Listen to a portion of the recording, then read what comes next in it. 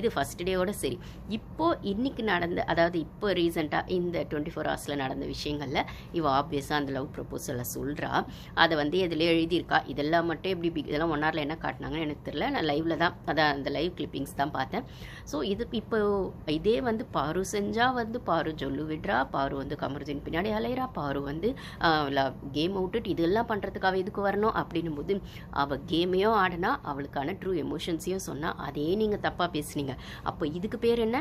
பாரு கமருதீன் விஷயத்தை நீங்கள் கமருதீன் கூட விட்டுருங்க, அவன் இது தான் பண்ணான். அரோரா என்ன பண்ணாலும் அதை தான் கமருதீனும் பண்ணா, 2 பொண்ணுங்களை வச்சு பண்ணான். அரோரா கிடைக்கிற கேப்லலாம் எல்லா ஆம்பளைங்க கூடயும் அதை பண்ணான் அப்படின்னு சொல்லும்போது அரோராக்கும் கமருதீனுக்கும் பெரிய வித்தியாசம் எதுவுமே கிடையாது. இந்த ஆல்ரெடி சொல்லியிருப்பேன், அரோரா கமருதீன் எஃப்ஜே இது 3மே அந்த ட்ராக்ல தான் கேம் ஆடினாங்களே தவிர கேம் பெர்ஸ்பெக்டிவில் கேம்க்கான நியாயமான பொட்டென்ஷியல் போடலை, இப்படி சீப்பான பொட்டென்ஷியல் தான் போட்டாங்க அப்படின்னு சொல்லும்போது அது ஒரு பக்கம் இருக்கட்டும்.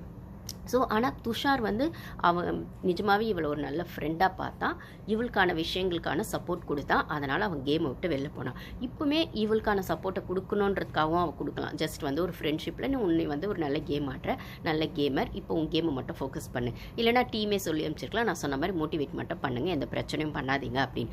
அதுக்காக மட்டும் பேருக்கு அந்த முகஸ்துதின்னு சொல்லுவாங்க இல்லையா, ஸோ அந்த பேருக்கு பட்டும் படாமல் அவன் சிரித்து பேசுகிறானே தவிர இவளை அக்செப்ட் பண்ணுற மைண்ட்லலாம் அவள் சுத்தமாக கிடையாது. இவ கொடுத்த அந்த ப்ரொப்போசலை, இவ பண்ண அந்த எழுதிய லிப்ஸ்டிக்கில் இதில் எழுதியிருப்பான்னு நினைக்கிறேன், ரிட்டர்ன் ரவுண்டில் எழுதி வச்சிருக்கா உட்டில். அப்போ அதெல்லாம் எப்படி இவ வந்து அலோவ் பண்ணாங்கன்னு தெரில.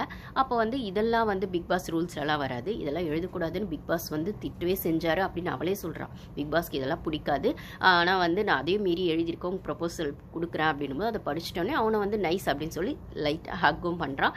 அது சைடு ஹக் தான், ஓகேவா, ஹக் பண்ணிடுறான். ஹக் பண்ணதை விடவும் அது ஜஸ்ட் ஒரு ஃப்ரெண்ட்ஷிப் பேஸில் இவன் வந்து என்ன எனக்கு தெரிஞ்ச அந்த ப்ரொப்போசல் என்ன எனக்கு ஒன்று பிடிச்சிருக்கு, இப்படி அப்படி நீ நல்லவன் அப்படி இப்படின்னு ஒரு ஹீரோ மாதிரி அவனை வந்து நினச்சிக்கிட்டு இவ ஹீரோயின் மாதிரி நினச்சிட்டு எழுதியிருப்பான்னு நினைக்கிறேன் அந்த லெட்டர்.